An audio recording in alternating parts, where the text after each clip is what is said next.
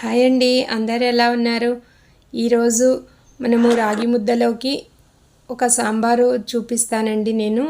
అది దేనిలోకైనా వాడుకోవచ్చండి, రైస్లోకైనా, ఉప్మా ఏదైనా తినొచ్చండి, మన ఇష్టాన్ని బట్టి దోశలోకైనా వాడుకోవచ్చు. చాలా చాలా టేస్టీగా ఉంటుంది. సమ్మర్ కదండి, కొంచెం చలవ కోసము నేను పెసరపప్పు కూడా వాడాను.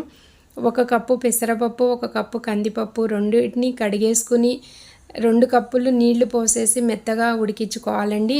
ఉడికించుకున్న తర్వాత మనం దాన్ని పక్కన పెట్టుకుందాం. ఇప్పుడు ముక్కలు వేసుకుందామండి, మన టేస్ట్కి తగినట్టుగా. నేను ములక్కాయ, ఉల్లిపాయ, పచ్చిమిరపకాయ ఇవన్నీ వేసేసి విడిగా ఉడికించుకుంటే మనము ఎంత అవసరమో అంత ఉడికించుకోవచ్చండి. అది ఉడికిన తర్వాత ఒక పెద్ద నిమ్మకాయ సైజ్ అంత చింతపండు రసం కూడా పిండేసి అది కూడా కొంచెం బాగా ఉడికిన తర్వాత ఉప్పు కారం మన టేస్ట్కి తగినట్టు వేసుకుని అది పప్పు మెదుపుకుని పోసి బాగా ఉడికిన తర్వాత తాలింపు వేసుకుందామండి. తాలింపుకి మీకు నచ్చినట్టుగా ఎవరు ఎలా వేసుకోవాలంటే అలా వేసుకోవచ్చండి. ఒక్కొక్క తాలింపు ఒక్కొక్కలాగా వేస్తామండి, అప్పుడే వాటి రుచి వస్తుందండి.